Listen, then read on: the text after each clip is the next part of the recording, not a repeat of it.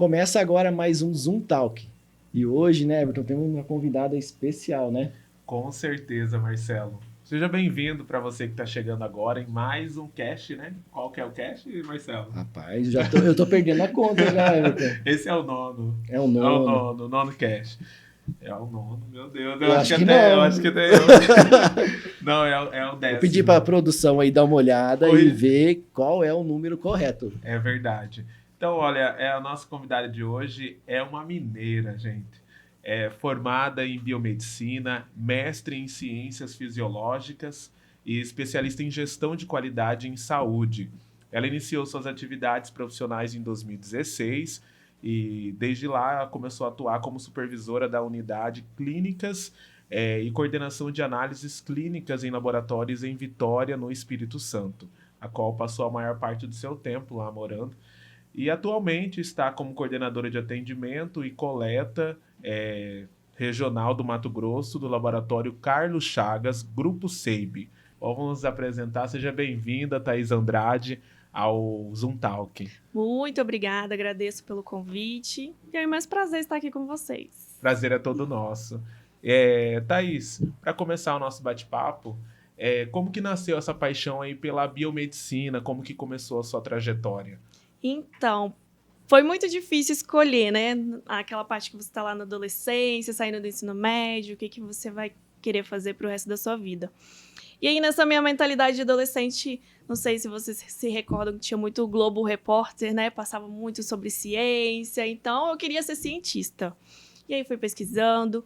Como biomedicina é um curso muito novo, ainda recente, na época em que eu estava no ensino médio, nem se chamava biomedicina, era ciências biológicas, modalidade médica, né? Era uma parte da biologia voltada para a área da saúde. Então, eu falei assim, vamos testar, né? Isso que eu quero. Entrei aí na biomedicina. E aí, até hoje, tô aí. Gostei, acertei na minha escolha. Ah, que bom. E aí começou a atuar nessa área, né? Exatamente. Primeiro, eu tentei na área acadêmica, né? Assim que eu formei na graduação, tive a oportunidade de fazer o mestrado. Então, se eu queria ser cientista, era pela parte acadêmica. Fiz o mestrado por 2 anos, fiquei na bancada, fiz ciência, mas não era aquilo que eu queria. Então, em 2016, terminei meu mestrado e falei, agora eu vou entrar no mercado de trabalho. E aí surgiu essa oportunidade, não na parte de ciência, de bancada, e sim na parte administrativa de gestão, que foi a supervisão. E aí foi, assim, inesperado, achava que eu não ia me deslanchar e acabei ficando até hoje. Que bom. Partir para uma área como trabalhar em um laboratório, né? Isso. Você foi, igual você falou, foi por esse caminho, por um destino ou por algo assim? Ou você já tinha pensado em isso? Era uma das suas áreas que você já tinha olhado, assim, que, posso ir por ali, né? Porque, assim, quando você está fazendo biomedicina, por onde você pode circular? Quais são as áreas de atuações? Então, a biomedicina tem várias, tem mais de 30 áreas, desde o laboratório, perícia, vacinas, imuno, várias coisas. Então, assim, o foco mesmo, a maior parte da graduação é voltada na análises clínicas, né? Mas é para você ficar ali, eu falo bancada, é de ele fazer os exames de sangue, urina. Então, assim, é muito prático.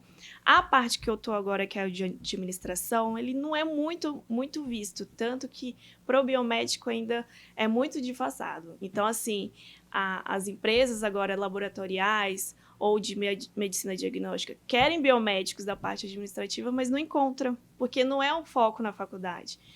Se eu não me recordo, tive uma matéria só envolvendo administração e gestão de laboratório, mas era muito superficial. Então, assim, é pouco conhecido entre os biomédicos, porque eles ficam mais voltados para ficar ali nas partes práticas. Né? Exatamente. E assim, por exemplo, qual que é o diferencial de um laboratório quando ele tem um biomédico administrador? Perfeito.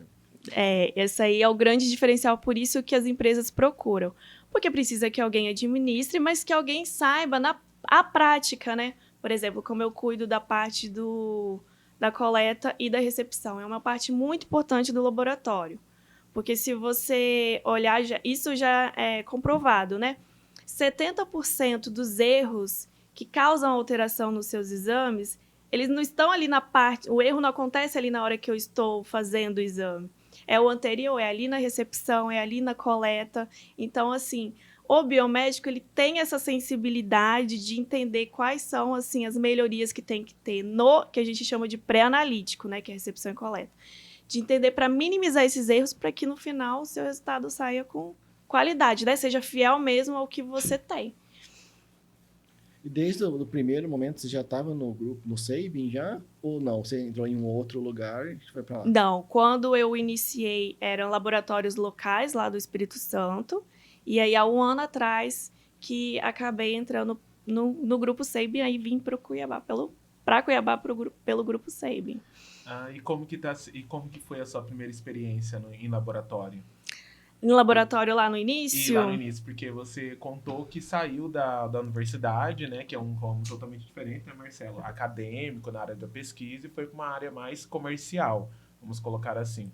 Foi um desafio muito grande, porque primeiro eu era nova, né? Me formei com 21 anos, então, assim, 21 anos no cargo de supervisão, sem experiência, foi um desafio muito grande. Eu, pelo menos, não tinha nenhuma noção, nem aptidão para gerir pessoas, fazer gestão de pessoas. E, então, assim, esse foi o meu desafio muito grande. O desafio talvez não tenha sido tão grande como... Sempre falou pra gente que você é mineira, mas foi pro Espírito Santo ainda jovem, criança, né? Isso. E agora veio para Cuiabá, né? Como que foi essa mudança de cidade, assim? E até culturas, né? Porque a Thaís é muito jovem. Né? Pois é, e já tá assim. Para mudar, não foi muito difícil, justamente porque eu já tive essa mudança lá no início, mas foi totalmente diferente, né? Criança, você não tem muita noção, vai com seus pais, então é uma coisa diferente. Vindo para Cuiabá e foi bem... Está sendo muito desafiador, né? Porque agora eu tô vindo sozinha, uma cultura totalmente diferente, nunca tinha vindo a Cuiabá. Então, para mim, assim, é desafiador, mas também é gratificante, porque a minha bagagem que eu tenho agora, eu falo que se eu não tivesse vindo, feito essa experiência, eu não teria.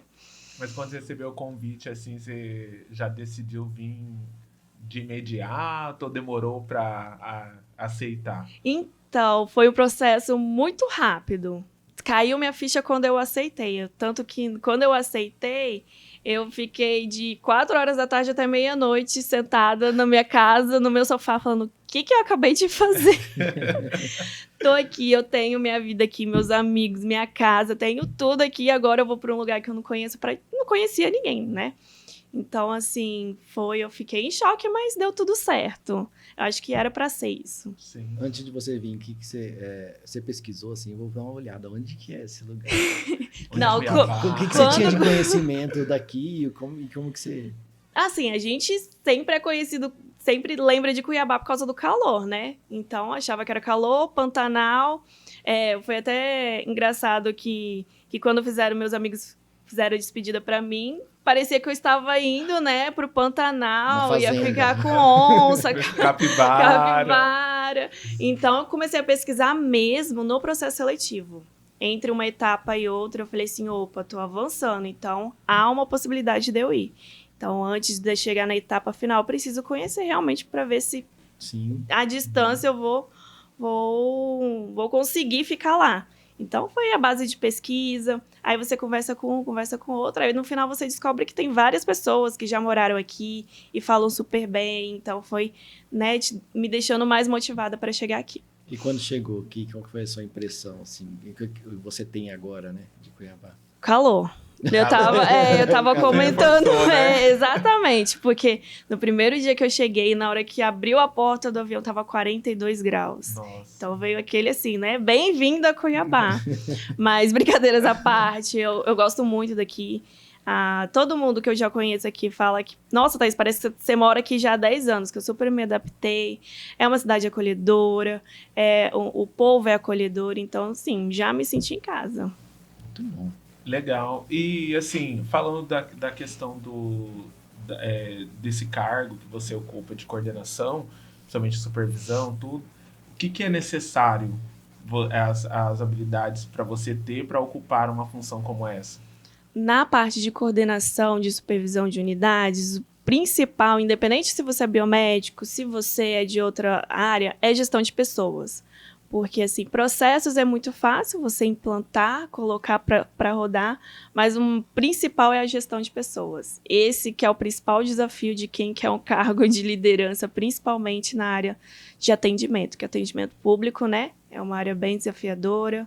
Então, gestão de pessoas, eu acho que você tem que se identificar. O Grupo Sabin, ele é do Espírito Santo? Não. É da onde? Brasília. Brasília. Isso. E como que, assim, eu digo pro grupo, tá? Assim, acho que já é uma constante deles abrirem em outros estados, Sim. né? Já tem uma certa... Mas por que escolher Mato Grosso? Tem alguma coisa específica? Então, já existia uma parceria muito grande, né, com o Dr. Gerolino, no Carlos Chagas. Então, já existia essa parceria antes entre Carlos Chagas e Sabin, mas eles veem o estado aqui muito promissor, né, nessa área. Sente que aqui o Mato Grosso precisa, né, de tecnologia, de mais modernidade. Então, eles estão bastante assim com os olhos voltados para cá, né? A gente está com o projeto de expansão. Atualmente, a gente está aqui em Cuiabá, Várzea Grande. Ano passado, nós já expandimos para o interior, né? Estamos em Tangará, Campo Novo, Barra do Bugres, Nova Olímpia e Sapezal. E tem o projeto de se expandir pelo Mato Grosso todo. Então, assim, o Sabin está bem voltado aqui para trazer o melhor para a população do Mato Grosso. E qual foi o principal desafio até agora, assim, que você enxerga nessa abertura de Mato Grosso? O desafio, o que eu vejo, assim, não de pessoas de trabalho, é a logística, né? Porque, querendo ou não, Mato Grosso é um estado muito grande. Então, a gente tem que trabalhar a logística aqui para entregar os resultados, seja aqui em Cuiabá, seja lá no interior do Mato Grosso, com qualidade. Então, a logística, é o nosso desafio aqui para poder expandir mais. E como que é feita a logística de vocês? Isso, então, a logística que a gente fala é que a gente vai ser, né, seja rodoviário ou algo assim, a gente só tem que manter a qualidade, porque querendo ou não, o exame de sangue, o exame de urina são amostras que são delicadas, tem pouca estabilidade, então a gente tem que garantir que chegue no tempo certo para que a amostra seja viável para análise. Quando você diz que a logística é um desafio, você diz por conta das distâncias? Isso. Ou você diz pela qualidade também do transporte? Ou só simplesmente pela distância? Eu acho que é a distância, né? Porque a gente precisa, né, de ônibus, dependendo da situação, carro, e a gente tem que ver todo esse sentido. Então, é a distância mesmo. É porque, assim, às vezes pessoas que normalmente que vêm de outros estados, a gente também tem clientes de outros estados que às vezes faz serviços aqui, eles acham que Mato Grosso é igual lá, sabe? Que andou 50 quilômetros. Exatamente. Tá ali, entendeu? Assim, 50 quilômetros você resolve. E aí eu falo pra eles, gente, Marcelo, eu queria que você fizesse um vídeo lá em Alta Floresta. Como se fosse ali. É um pé ali. Exatamente. Aí a gente tem que explicar, o Mato Grosso é muito grande, Alta Floresta vai estar 700, 800 quilômetros daqui. Exatamente. Né? Então, assim, é uma questão realmente, eu acho que, principalmente para vocês que têm um produto, trabalham com isso muito perecível, né? Que tem que ter um cuidado, senão também dá alteração nos exames. Acho que realmente é um problema a questão logística no estado. Exatamente. Mas o Sabin, ele já trabalha isso, é um desafio, mas a gente já é organizado quanto a isso, porque o Sabin, ele está praticamente quase em todos os estados, e principalmente ele está nessas regiões onde a acessibilidade para exames, para serviços com qualidade. Então, a gente está conseguindo aí. Eu queria perguntar uma pergunta de marketing, assim, sabe? Porque, assim, vocês incorporaram uma empresa de anos aqui, que é o Carlos Chagas, né? Uma empresa já com nome estabelecido, né? Com uma política já toda e uma cultura já estabelecida também na empresa. Como mexer com essa mudança, assim? Eu vi que vocês estão trabalhando isso aos poucos, né? Isso, porque assim, uma das maiores preocupações do Sabin, não só aqui no Mato Grosso, mas em qualquer lugar, é, assim, manter a cultura e as referências que vocês têm, que a gente tem no nosso estado. Então, como você disse, o Carlos Chagas já era referência, é um nome forte aqui no estado, então a gente trabalha aos poucos, porque a gente não está aqui para poder tirar, né? A gente está aqui para somar, então é para unir as duas excelências, o Sabin, que é um dos maiores players no Brasil inteiro, junto com o Carlos Chagas. Então, a gente, na parte do marketing, está assim, primeiro, unindo forças para mostrar que a gente está aqui juntos, né? Carlos Chagas e Sabin estão juntos. E qual que é o diferencial que o Sabin traz aqui para nossa região? Então, o Sabin, ele está aqui trazendo para a gente aqui no Mato Grosso, é o maior portfólio de exames, né?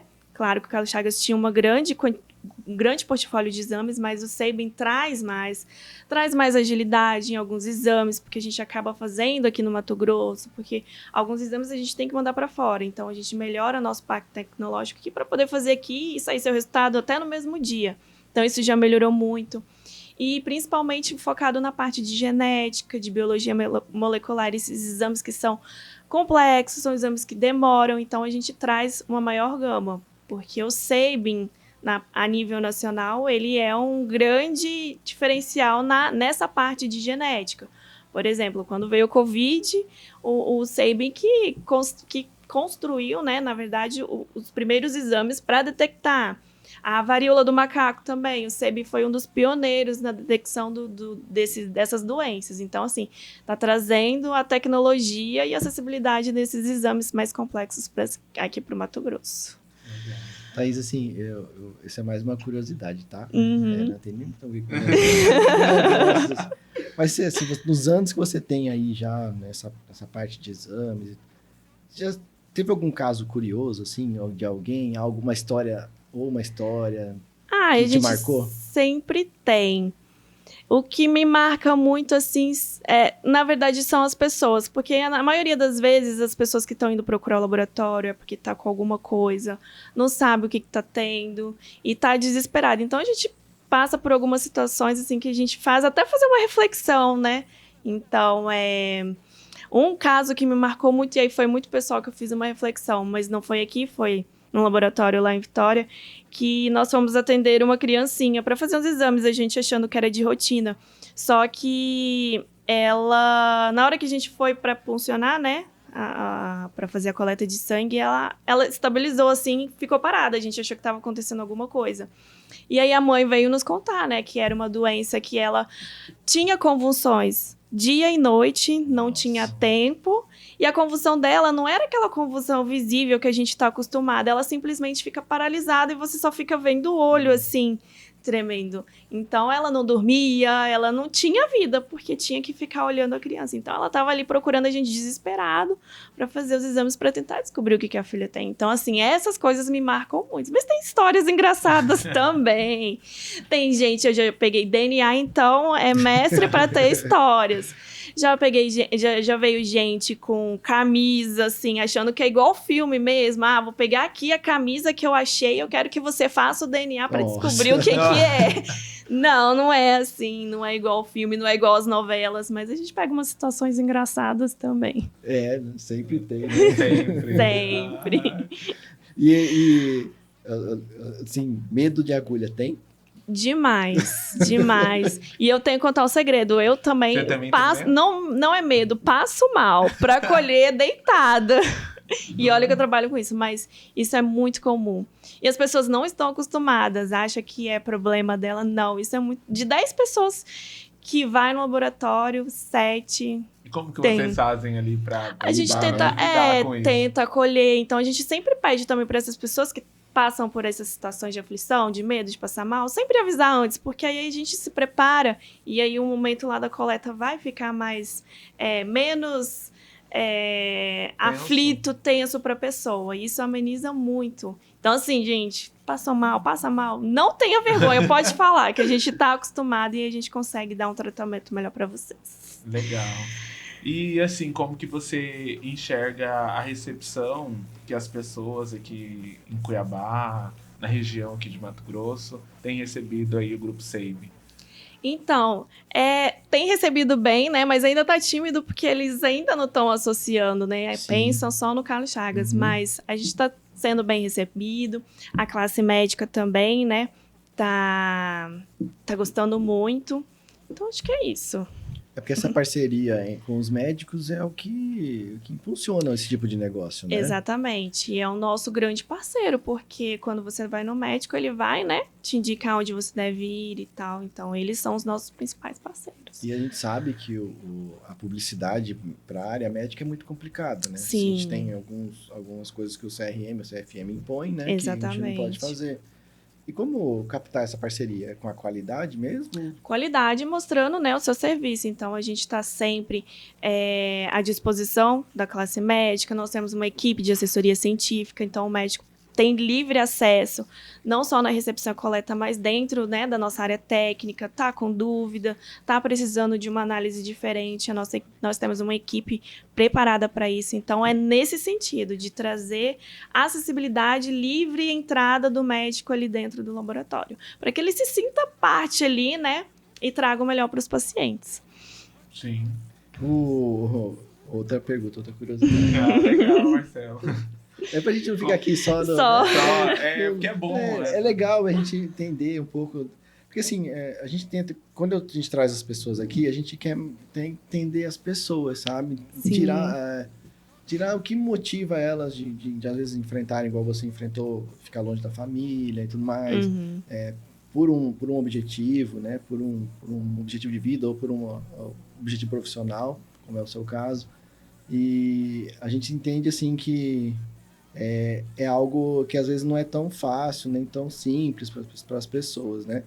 Mas o que te motiva? O que você fala, não, eu quero fazer isso por isso? É uma coisa que eu sempre falo para minha equipe, né? O que motiva a gente estar aqui? O propósito do SEIBem é o quê? É inspirar pessoas a cuidar de pessoas. Então, antes mesmo de entrar no SEIBem, esse era o meu propósito. Porque eu escolhi da área da saúde. O nosso produto é diferente de alguém que é da telefonia, de loja. O nosso produto é vida. Vida é única. Então, assim, é isso que me motiva. Eu estou trabalhando com vida. Sempre penso que poderia ser minha mãe, meu pai, minha irmã que estaria ali. Então, assim, esse que me motiva. E depois saber, né? A gente sempre acaba, dependendo da situação, tem pacientes que estão lá toda semana, então acaba criando um vínculo. E depois de 2, 3 meses a gente vê que ela melhorou, foi curada de um câncer. Isso aí deixa muito gratificante. Isso que motiva a gente estar lá na frente, lá na linha de frente. Né? Exatamente. E assim, você sempre pensou em fazer biomedicina?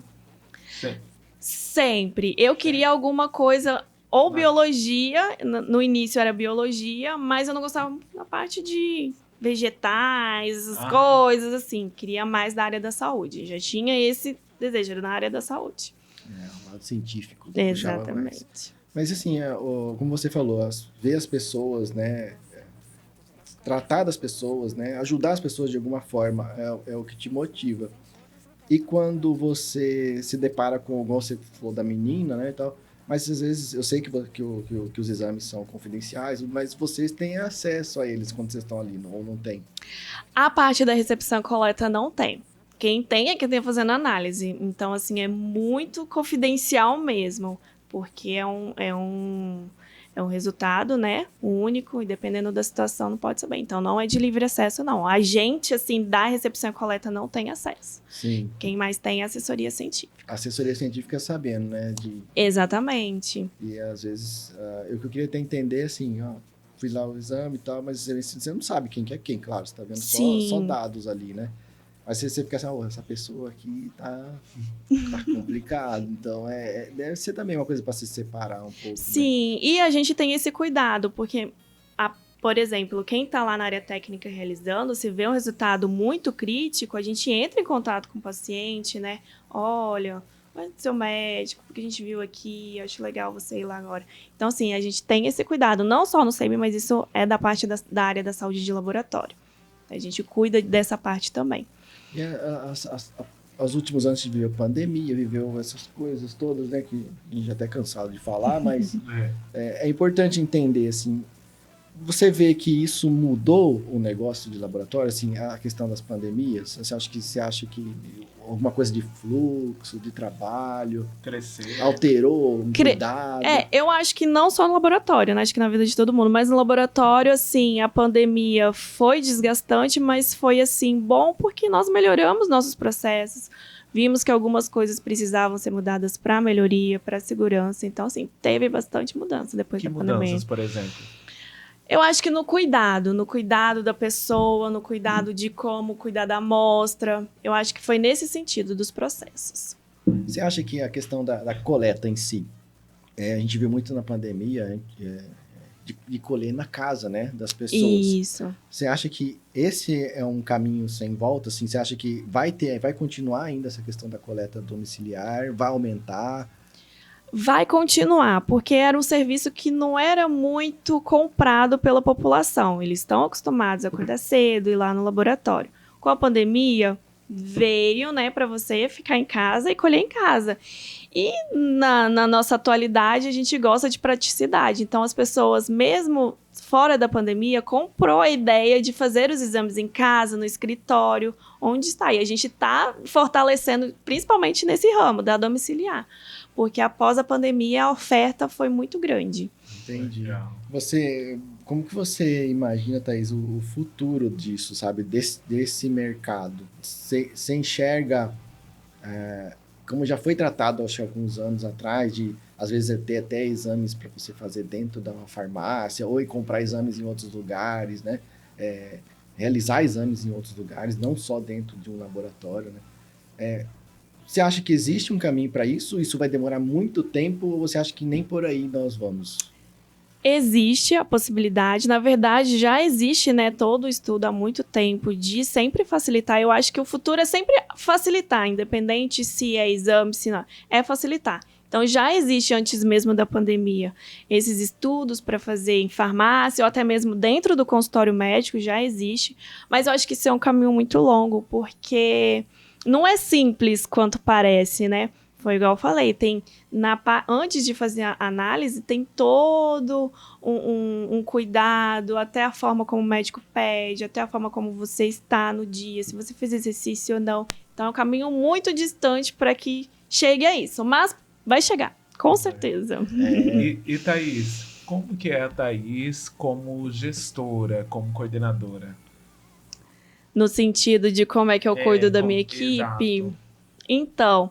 O que você preza? Então, o que eu prezo é sempre assim, principalmente aqui na área do laboratório, né? É o atendimento humanizado, né? A gente tem que prezar, esse é prezar. Só que para a minha equipe trazer isso para o seu cliente ali, eu preciso cuidar deles também. Então, assim, a gente tem esse prezar de cuidar do meu funcionário para que ele possa cuidar do meu cliente. Então, a gente preza muito pelo atendimento, pelo cuidado com os nossos colaboradores. Como que, assim, eu vi, acho que é um vídeo de vocês, que crianças que vão fazer exame, você usa aquela abelhinha, né? Não do exame, é da vacina. Da vacina. Isso foi até um diferencial. O Carlos Chagas começou e aí o Sabin trouxe as vacinas também. É uma abelhinha mesmo, mas não dá pra gente fazer isso na hora da coleta de sangue, porque é uma abelhinha que fica tremendo. Então, não dá pra gente fazer na coleta. Na vacina é só uma picadinha. E isso funciona mesmo. As crianças ficam encantadas? Fica, e por experiência própria. Eu nunca tinha testado, eu tive que testar, né? Pra gente poder, né, incentivar o paciente a usar. E realmente faz muita diferença, principalmente na criança, porque ele é geladinho, ele treme, então a criança fica interdita naquele geladinho e não sente a picada. É uma estratégia. Né? Exatamente. Sim. Nós temos também o óculos virtual. Agora a gente está retornando, porque na pandemia não pode usar, né? Mas tem o óculos virtual, que isso também faz muito o diferencial na coleta da criança, que ela coloca um óculos e está passando um vídeo ali. Então, ele está intertido no vídeo e também não consegue ver a coleta. Isso facilita bastante. Já que a gente está falando de crianças, assim, de pacientes... pacientes especiais, pessoas que ou uma criança autista ou uma pessoa que tem alguma necessidade especial. Existe um preparo para receber esse público? Então, é aquele atendimento humanizado que eu falei. A gente tem todo o preparo, né? Agora a gente está até colocando jalecos coloridos, o óculos virtual, tudo para trazer essas pessoas que têm esse tipo de diferencial, né? Para que ele possa se sentir acolhido. Porque não é uma coleta fácil, é um pouquinho estressante, mas sempre no final dá certo. Que bom. E é isso aí, Everton. Tem mais alguma pergunta para a Thaís? Não, eu acho que eu já fiz todos. já tirei todos os meus cards. Então é isso, Thaís. Agradeço muito você estar aqui com a gente hoje no Zoom Talk. Foi um prazer conhecer a sua história, conhecer um pouquinho do grupo Sabin, né? E é isso. É isso, Thaís. Eu que agradeço o convite. Deixar aberto aqui para você fazer os seus agradecimentos, suas considerações. Não, eu queria agradecer pelo convite a vocês, né? É a minha primeira experiência com isso e eu tô muito feliz. Espero que vocês tenham gostado, né? Tirado as curiosidades que todo mundo tem e também quem tá assistindo e ouvindo. Você gostou? Adorei. É isso aí, pessoal. Encerramos mais um Zoom Talk. Mais um Zoom Talk. Não se esqueça, né? Hoje você vai falar. Então tá Toda bom. vez eu que falo. Hoje você vai falar. Então, muito obrigado por você que ficou aqui com a gente nesse bate-papo. Não se esqueça de se inscrever, comentar, compartilhar. Deixar o seu comentário aqui pra gente é muito importante saber. Sugestões também. Olha, continue ligado aqui no Zoom Talk. Nós vamos trazer mais bate-papo como esse sobre empreendedorismo e negócios. E é isso. Essa é a função do nosso podcast, né, Marcelo? É isso aí. Espero que você tenha gostado, como a Thaís. E ficamos por aqui. Até mais, pessoal. Até mais. Tchau, tchau.